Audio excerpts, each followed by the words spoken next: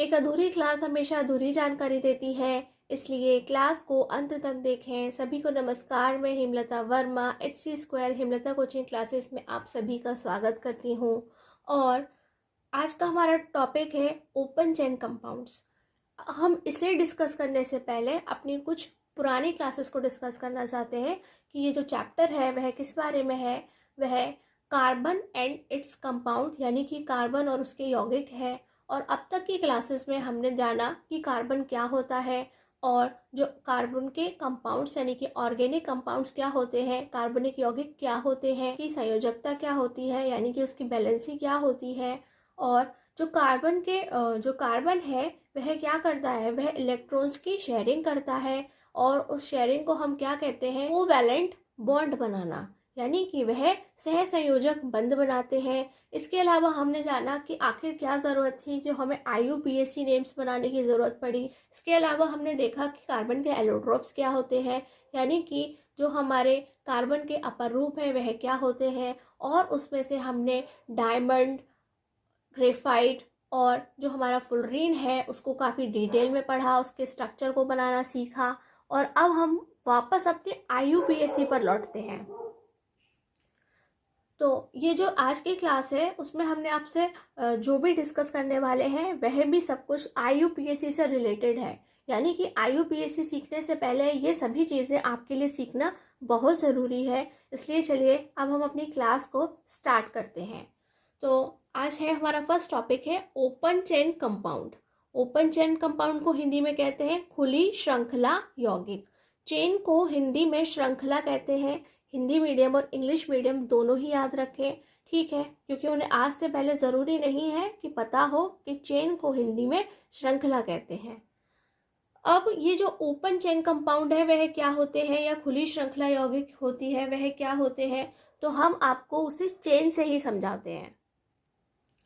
देखिए ये आपको मेरे हाथों में क्या दिखाई दे रहा है, ये आपको एक चेन दिखाई दे रही है और मैं इसे कुछ इस तरह से यहाँ पर रख करके दिखाती हूँ कि ये एक चेन है और ये क्या है, इस समय ये क्लोज्ड है। क्या है, ये आपस में एकदम बंद है, इसे हम कहते हैं क्लोज्ड चेन। और अगर मैं इस चेन को खोल देती हूँ तो यही चेन क्या कहलाएगी, ओपन चेन कहलाएगी। ये देखिए यह क्या है, इस समय यह एक ओपन चेन है। क्या है, एक ओपन चेन है, खुली हुई है, यानी कि इसका जो फर्स्ट और लास्ट हमारा जो सिरा है क्या है, खुला हुआ है, एक दूसरे के साथ में अटैच नहीं है। ठीक इसी तरह से जो हमारे ओपन चेन कंपाउंड्स होते हैं वह कैसे होते हैं, वह कार्बन के बने हुए होते हैं। सबसे पहले आपको समझना है कि ये इसमें क्या है, हर थोड़ी दूरी पे क्या है, एक कार्बन एटम लगा हुआ है और एक दूसरे से जुड़ा हुआ है, लेकिन किस तरह से, जो उसका स्ट्रक्चर होगा वह आपस में क्लोज नहीं होगा। क्या है, वह क्लोज नहीं होगा। वह कैसे होगा, वह ओपन होगा। तो उसी को हम क्या कहते हैं, ओपन चेन कंपाउंड कहते हैं। अब हम इसकी क्या करते हैं, डेफिनेशन देख लेते हैं कि ये जो ओपन चेन कंपाउंड्स हैं हम उन्हें और किन नामों से जानते हैं या उनके एग्जांपल्स क्या होते हैं। The organic compounds in which carbon has an open chain, यानी कि ऐसे ऑर्गेनिक कंपाउंड्स जिनमें कार्बन की एक खुली हुई चेन होती है, are called open chain compounds. उन्हें हम ओपन चेन कंपाउंड कहते हैं। इसके अलावा वह हम उसे एसाइक्लिक कंपाउंड्स और एलिफेटिक कंपाउंड्स भी कहते हैं। अगर आपसे एग्जाम के अंदर पूछा जाएगा कि व्हाट इज एलिफेटिक कंपाउंड्स, तब भी आपको यही डेफिनेशन देनी है। अब वो अगर वह आपसे पूछते हैं कि एसाइक्लिक कंपाउंड्स क्या होते हैं, तब भी आपको यही डेफिनेशन लिखनी है। जिन कार्बनिक यौगिकों में कार्बन परमाणुओं की खुली श्रृंखला होती है, ये क्या है, ये इस तरह से ओपन चेन कंपाउंड बनाते हैं। वह आपस में एक दूसरे से अटैच नहीं होते हैं। इन्हें ही हम क्या कह रहे हैं, ओपन चेन या खुली श्रृंखला वाले यौगिक हम कह रहे हैं। और इन्हें ही हिंदी में और क्या कहते हैं, खुली श्रृंखला यौगिक के साथ साथ हम इन्हें अचक्रीय यौगिक, एसाइक्लिक यानी कि अचक्रीय यौगिक कहते हैं। और एलिफेटिक को हम हिंदी में भी एलिफेटिक यौगिक ही कहते हैं। एग्जाम्पल्स हैं CH3 CH2 CH3, ये किसका एग्जाम्पल है? ये प्रोपेन है। क्या है? प्रोपेन। ये वही प्रोपेन है जिसे हमने अपनी फर्स्ट क्लास में भी डिस्कस किया था। ये वही ब्यूटेन है जिसे हमने अपनी फर्स्ट क्लास में डिस्कस किया था, लेकिन तब हमने इसे क्या लिखा था? C3H8 लिखा था, और तब ब्यूटेन को हमने C4H10 लिखा था। पर जब हम इसे चेन की फॉर्म में लिखते हैं तो हम इन्हें कुछ इस तरह टुकड़ों में तोड़ करके लिखते हैं। जो लाइन है यानी कि इसे हम सिंगल बॉन्ड कहते हैं, इस तरह से हम उसमें सिंगल बॉन्ड भी लगाते हैं। ये ज़रूरी नहीं है कि हमेशा सिंगल बॉन्ड ही होगा, यहाँ पे डबल बॉन्ड और ट्रिपल बॉन्ड भी हो सकते हैं। इन और ब्यूटेन को आपस में मिक्स करते हैं तो क्या बन जाती है? LPG गैस बन जाती है, यानी कि वही जो हमारे घरों में रखे सिलेंडरों में भरी हुई होती है, हम उसे LPG बोलते हैं। और हमने उसकी फुल फॉर्म वगैरह सभी चीज़ों को काफ़ी अच्छे से डिस्कस किया था। उसके लिए आप हमारे चैनल पर जा करके हमारी क्लास का पार्ट 1 यानी इस चैप्टर का पार्ट 1 देख सकते हैं। हमारा नेक्स्ट टॉपिक है सैचुरेटेड कंपाउंड्स, यानी कि जो हमारे कंपाउंड्स हैं उन्हें भी हमें डिवाइड करके पढ़ना होता है। उसे हम 2 टाइप्स में डिवाइड करके पढ़ते हैं, सैचुरेटेड कंपाउंड्स और संतृप्त यौगिक। सैचुरेटेड को हिंदी में संतृप्त कहते हैं, और जो हमारा सेकंड है वह होता है अनसैचुरेटेड कंपाउंड्स यानी कि असंतृप्त यौगिक। तो दोनों में क्या फ़र्क है हम डेफिनेशन के थ्रू जानते हैं। Organic compounds in which carbon atoms are held together. Held together यानी कि आपस में कुछ इस तरह से जुड़े हुए होते हैं, और ओनली बाय सिंगल बॉन्ड यानी सिर्फ सिंगल बॉन्ड के साथ में जुड़े होते हैं। देखिए जैसे हमने ऊपर यहाँ पे सिंगल बॉन्ड बना रखा है, वह ठीक इसी तरह से जुड़े हुए होते हैं आर कॉल्ड सैचुरेटेड कंपाउंड्स। उन्हें ही हम सैचुरेटेड कंपाउंड्स कहते हैं। यदि आपको सिंगल बॉन्ड, डबल बॉन्ड या ट्रिपल बॉन्ड का टॉपिक अच्छे से याद ना हो तो आप हमारे इस चैप्टर के अंदर हमारा पार्ट 2 देख सकते हैं, जहां हमने इन सभी को काफ़ी अच्छे से डिस्कस किया है। और हिंदी में हम कहते हैं जिन कार्बनिक यौगिकों में कार्बन परमाणु एक दूसरे से केवल एकल बंध बनाते हैं। ये बिल्कुल फिक्स्ड है, केवल यानी ओनली। वह यहाँ पे सिर्फ सिंगल बॉन्ड बनाएंगे, वह ट्रिपल बॉन्ड या डबल बॉन्ड नहीं बनाएंगे। एकल बंध द्वारा जुड़े होते हैं, वह संतृप्त यौगिक कहलाते हैं। ठीक है, हम सिंगल बॉन्ड को हिंदी में क्या बोलते हैं? एकल बंध बोलते हैं। इनके एग्जाम्पल हमने सेम वही लिखे हैं, प्रोपेन और ब्यूटेन, क्योंकि इनके बीच में क्या होता है? सिर्फ और सिर्फ सिंगल बॉन्ड ही होता है, जैसे कि हम ऊपर लिख चुके हैं। चलिए अब हम देखते हैं अनसैचुरेटेड कंपाउंड्स यानी कि असंतृप्त यौगिक क्या होते हैं। Organic compounds in which at least 2 carbon atoms, यानी कि अभी आपको बोल रहा है कि यहाँ पर एक क्या है, एक कंडीशन है कि यहाँ पे जो कार्बन एटम्स हैं, हमारे जो चेन है, हमारे उस ओपन चेन के अंदर एटलीस्ट 2 कार्बन एटम्स होने चाहिए, और वह क्या होने चाहिए? Linked to each other by double और ट्रिपल बॉन्ड, और वह एक दूसरे के साथ डबल बॉन्ड या ट्रिपल बॉन्ड से जुड़े हुए होने चाहिए। उन्हें ही हम क्या कहते हैं? अनसैचुरेटेड कंपाउंड्स कहते हैं। हिंदी में कहते हैं जिन कार्बनिक यौगिकों में कम से कम 2 कार्बन परमाणु, यानी कि आपको याद रखना है कि यहाँ पर कम से कम 2 कार्बन परमाणु जरूर होंगे, एक दूसरे से युग्म बंध या त्रिक बंध। युग्म बंध यानी कि द्विबंध। द्विबंध को हम क्या कहते हैं? हिंदी में एक और नाम से जानते हैं, वह है युग्म बंध। और त्रिबंध को हम त्रिक बंध नाम से भी जानते हैं या कहा जाता है, द्वारा जुड़े होते हैं। इन्हें ही हम क्या कहते हैं? असंतृप्त यौगिक कहलाते हैं। तो आपको अच्छे से याद रखना है कि जो हमारे सैचुरेटेड कंपाउंड्स यानी कि संतृप्त यौगिक होते हैं, वह कैसे होते हैं? उनमें केवल सिंगल बॉन्ड पाया जाता है, और वहाँ पर कार्बन का कोई रेस्ट्रिक्शन नहीं है कि कितने कार्बन एटम्स होने चाहिए कम से कम, लेकिन यहाँ पे ये कह रहे हैं कि कम से कम 2 कार्बन एटम्स यानी कि 2 कार्बन परमाणु होने ही चाहिए, उसके साथ साथ वह डबल बॉन्ड या ट्रिपल बॉन्ड से जुड़े होने चाहिए। और इनको ऑलरेडी हमारे पार्ट 2 में दिखा चुके हैं कि वह किस तरह से लगे हुए होते हैं। स्टार्टिंग में प्रोपेन को क्या लिखा था, C3H8 लिखा था, और अभी थोड़ी देर पहले हमने उसे क्या लिखा था, हमने उसे CH3 single bond CH2 single bond CH3 लिखा था। तो हम आपको ये दिखाते हैं कि हम उसे चेन में किस तरह से लिखते हैं सिंगल बॉन्ड के साथ में। तो आपने देखा कि यहाँ पे 1C 2C और 3C यानी कि C पूरे हैं और ये 8 थे, हाइड्रोजन 3 और 2 5 और 3 8। तो अब हम इन्हें चेन में कैसे लगाते हैं, तो हम इनका जो हमारी चेन संरचना है, तो हमने यहाँ पे हमारे जो 3C हैं उन्हें सिंगल बॉन्ड से पहले अटैच कर लेते हैं।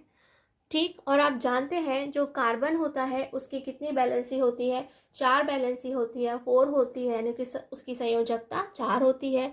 एक कार्बन एटम से हम 4 एटम्स को अटैच कर सकते हैं।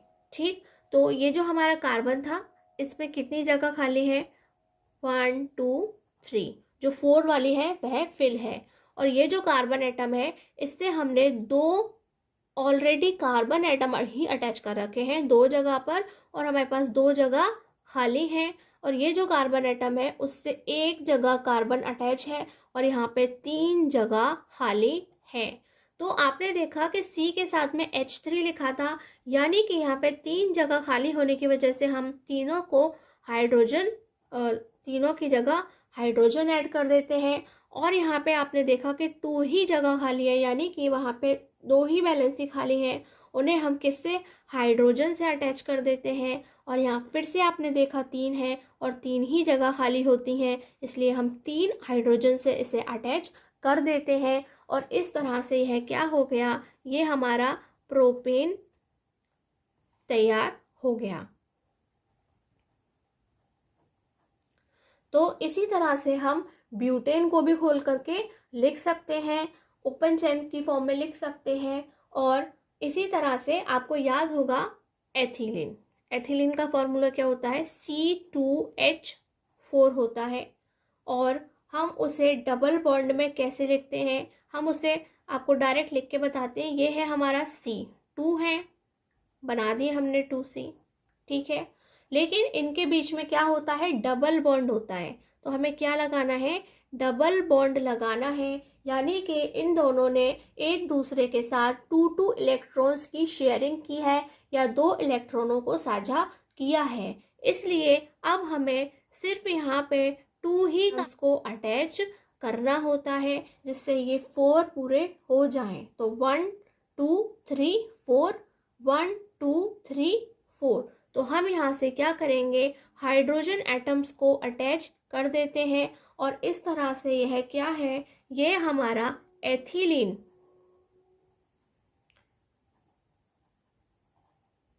बन जाता है। तो यह क्या हो गया, एथिलीन हो गया। और आपने इसमें डबल बॉन्ड देखा। और इसी तरह से क्या होता है, एसिटिलीन होता है। और एसिटिलीन का फॉर्मूला क्या होता है, C2H2 होता है। और वहाँ पे क्या होता है, ट्रिपल बॉन्ड होता है। तो चलिए हम आपको बना के दिखाते हैं। ये हमारे C हैं और इनके बीच में क्या है, ट्रिपल बॉन्ड। और हाइड्रोजन कितने हैं, 2 हैं। तो ये हो गया हमारा हाइड्रोजन। और बैलेंसी 4 करनी होती है और यहाँ पे सिर्फ क्या है, 2 ही हाइड्रोजन्स हैं, 2 ही हाइड्रोजन्स हैं। तो हमें क्या देखना है कि हम एक एक हाइड्रोजन एटम को अटैच कर देंगे। तो जो हमारी 3 जो जगह खाली है, यानी कि 3 ये क्या करेंगे, अपनी 4 बैलेंसी को पूरा करने के लिए एक दूसरे के साथ में इलेक्ट्रॉन्स की शेयरिंग करेंगे। 3 इलेक्ट्रॉन्स की शेयरिंग करेंगे या 3 इलेक्ट्रॉनों को एक दूसरे के साथ में साझा करेंगे। इसलिए हमने यहाँ पे क्या लगाया है, ट्रिपल बॉन्ड लगाया है। यह किसका फॉर्मूला है, यह एसिटिलीन का फॉर्मूला है।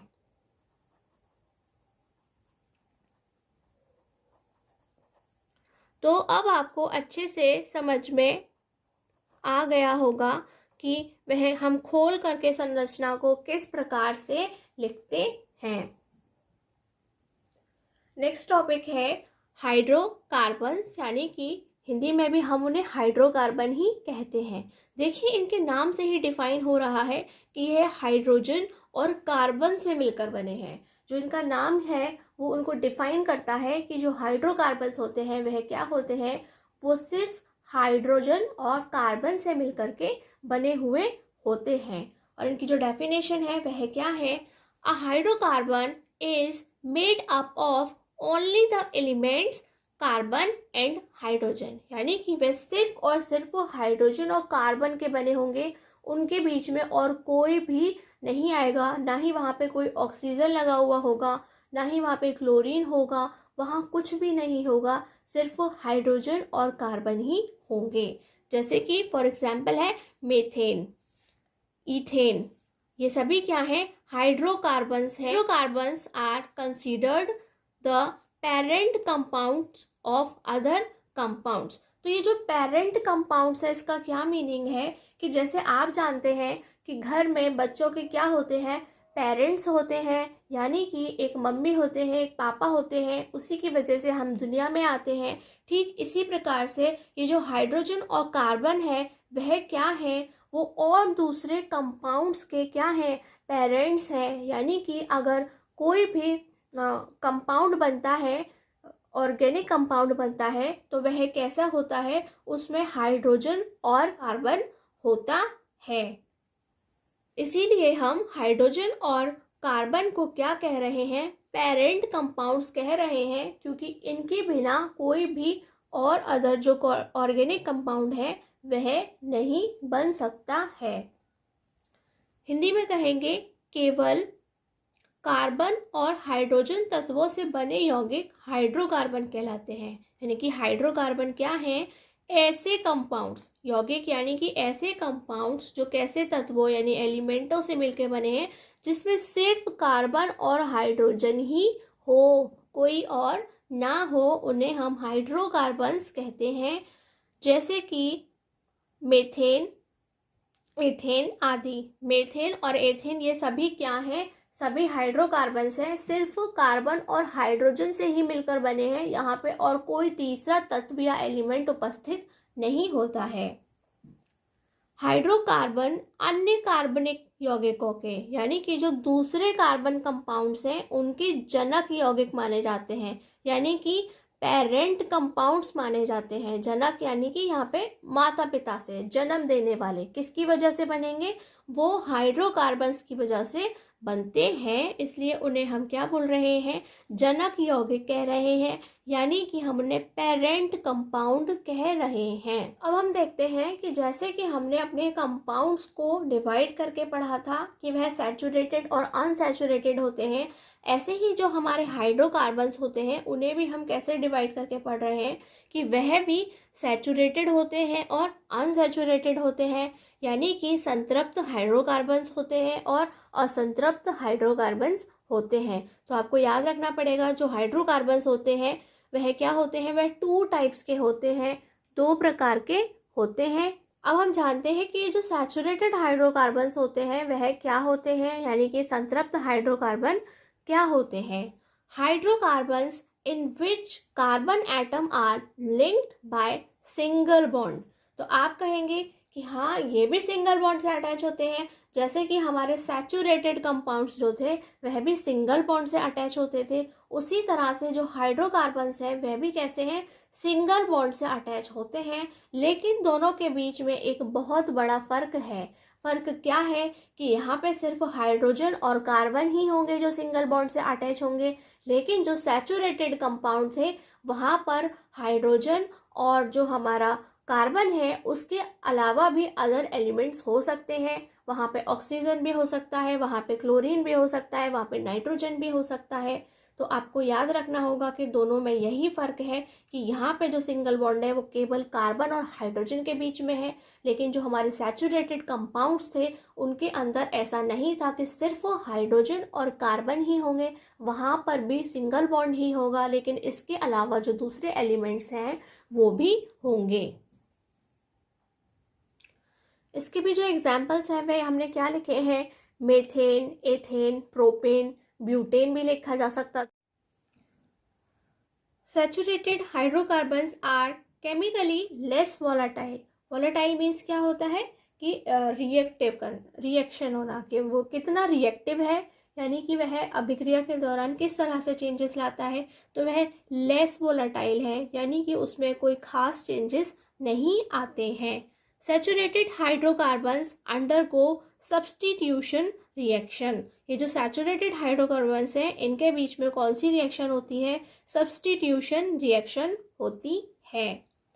जिन हाइड्रोकार्बन्स में कार्बन परमाणु परस्पर एकल बंध द्वारा जुड़े होते हैं क्या कहलाए जाते हैं? संतृप्त हाइड्रोकार्बन कहलाए जाते हैं। तो आपको अच्छे से याद रखना है कि जो हाइड्रोकार्बन है वहाँ पे कार्बन परमाणु कैसे जुड़ा है? केवल एक बंध द्वारा जुड़ा हुआ होता है, यानी कि सिर्फ सिंगल बॉन्ड बनाता है, वह डबल बॉन्ड या ट्रिपल बॉन्ड नहीं बनाता है। और अगर आप कहेंगे कि अभी तो हमने से पढ़ा था सैचुरेटेड कार्बन, यानी कि जब हमने संतृप्त यौगिक पढ़े थे ये तो बिल्कुल उसके जैसा है, तो ये उसके जैसा है, लेकिन दोनों में एक बहुत बड़ा फर्क है कि यह सिर्फ हाइड्रोजन और कार्बन से ही मिलकर बना होगा सिंगल बॉन्ड में, लेकिन वहाँ पर हाइड्रोजन और कार्बन के अलावा भी अन्य तत्व हो सकते हैं, जैसे वहाँ ऑक्सीजन हो सकता है, वहाँ नाइट्रोजन हो सकता है, क्लोरीन हो सकता है। तो आपको याद रखना है कि ये सिर्फ हाइड्रोजन और कार्बन से मिलकर बना होगा सिंगल बॉन्ड के साथ में। संतृप्त हाइड्रोकार्बन कहलाते हैं, जैसे मेथेन, एथेन, प्रोपेन आदि। हम यहाँ पे ब्यूटेन भी लिख सकते हैं, पेंटेन भी लिख सकते हैं। संतृप्त हाइड्रोकार्बन रासायनिक रूप से बहुत कम अभिक्रियाशील होते हैं, यानी कि जब हम उनकी कोई केमिकल रिएक्शन कराते हैं तो वह उसमें कोई खास बदलाव नहीं आता है जिसे हम नोट करें, इसलिए हम उसे बोल रहे हैं कम अभिक्रियाशील होते हैं। संतृप्त हाइड्रोकार्बन प्रतिस्थापन अभिक्रियाएं करते हैं। तो ये आपको याद रखना है, जो संतृप्त हाइड्रोकार्बन है वह प्रतिस्थापन अभिक्रिया देते हैं। और सिंपली अगर आपको केवल डेफिनेशन ही याद करनी है तो वह डेफिनेशन तो आपके एग्जाम्पल्स के साथ में फिनिश हो जाती है। सेकंड है हमारा अनसैचुरेटेड हाइड्रोकार्बन्स, यानी कि असंतृप्त हाइड्रोकार्बन।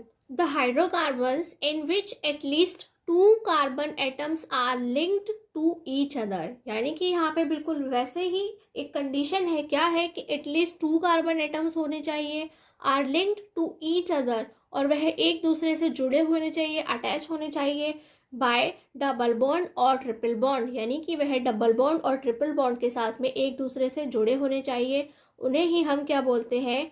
अनसैचुरेटेड हाइड्रोकार्बन्स कहते हैं। यहाँ पे आप अनसैचुरेटेड को ऐड कर लें, छूट गया है। फॉर एग्जाम्पल एथिलीन और प्रोपेलीन, एसिटिलीन, ये सभी हैं। एथिलीन, प्रोपेलीन और एसिटिलीन सभी क्या हैं? इसके एग्जाम्पल्स हैं। Unsaturated hydrocarbons are highly reactive in the presence of carbon carbon pair bond और ट्रिपल बॉन्ड। तो यह आपको बता रहे हैं ये कैसे हैं? हाईली रिएक्टिव हैं, यानी कि वॉलेटाइल नेचर के हैं। जैसे आपने अभी लेस वॉलेटाइल पढ़ा था, यानी कि वह बहुत कम रिएक्टिव थे, उनमें कोई खास चेंज नहीं आता था। लेकिन ये जो डबल बॉन्ड और ट्रिपल बॉन्ड वाले हैं, किसके कारण है? ये जो हाईली रिएक्टिव किस कारण से बने हैं? कि कार्बन और कार्बन के बीच में पेयर बॉन्ड डबल बॉन्ड को कहते हैं, और ट्रिपल बॉन्ड, यानी कि डबल बॉन्ड और ट्रिपल बॉन्ड की वजह से ही वह बहुत ज़्यादा रिएक्टिव हो जाते हैं। Unsaturated hydrocarbons undergo addition reactions, और यह क्या बनाते हैं? यह एडिशन रिएक्शंस बनाते हैं। और एडिशन रिएक्शन को आप नाम से ही समझ सकते हैं कि यहाँ पे क्या है? 2 चीज़ें जुड़कर आपस में एक नई चीज़ बनाएंगे, उसे ही हम क्या कहेंगे? एडिशन रिएक्शन कहते हैं। जिन हाइड्रोकार्बनों में कम से कम 2 कार्बन परमाणु परस्पर युग्म बंध और त्रिक बंध से जुड़े होते हैं, यानी कि यहाँ पे फिर से वही कंडीशन है कि जो हमारे कार्बन परमाणु हैं वह कितने होने चाहिए? कम से कम 2 होने ही चाहिए, और वह आपस में किससे जुड़े हुए हैं? युग्म बंध या त्रिक बंध से जुड़े हुए हैं। युग्म बंध को हम द्विबंध के नाम से जानते हैं और त्रिक बंध को हम त्रिबंध के नाम से जानते हैं। और ये जानबूझकर हमने इनके नए नाम लिखे हैं जिससे आपको इनकी जानकारी मिल सके। असंतृप्त हाइड्रोकार्बन कहलाते हैं, जैसे एथिलीन, प्रोपेलीन, एसिटिलीन आदि। असंतृप्त हाइड्रोकार्बन कार्बन कार्बन युग्म बंध, यानी कि डबल बॉन्ड, द्विबंध, त्रिक बंध यानी ट्रिपल बॉन्ड, त्रिबंध की उपस्थिति के कारण ही बहुत अभिक्रियाशील हो जाते हैं। बहुत अभिक्रियाशील होने का अर्थ क्या है कि जब उनके बीच में रिएक्शन होगी तो वहाँ पर तेजी से बदलाव आएंगे जिन्हें नोटिस किया जा सकता है। असंतृप्त हाइड्रोकार्बन योगात्मक अभिक्रियाएं करते हैं।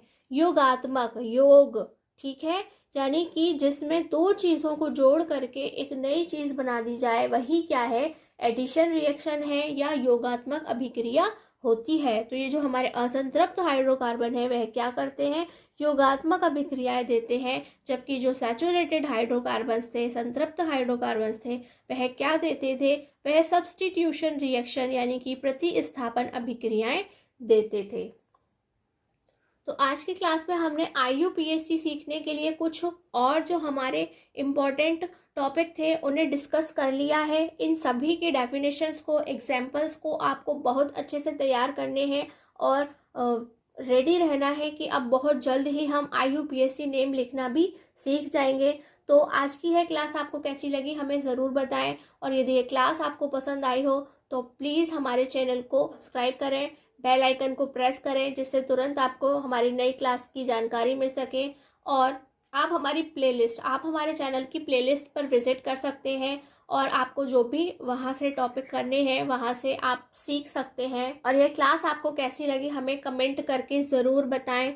और यदि इस क्लास के दौरान आपको कोई चीज़ समझ में नहीं आई है, कोई टॉपिक में कोई कमी लगती है, तो प्लीज़ आप हमें कमेंट बॉक्स में पूछ सकते हैं, हम आपको उसका ज़रूर रिप्लाई करेंगे। प्लीज़ हमारी इस क्लास को लाइक करें और शेयर करें। आज की क्लास में बस इतना ही। नमस्कार, धन्यवाद।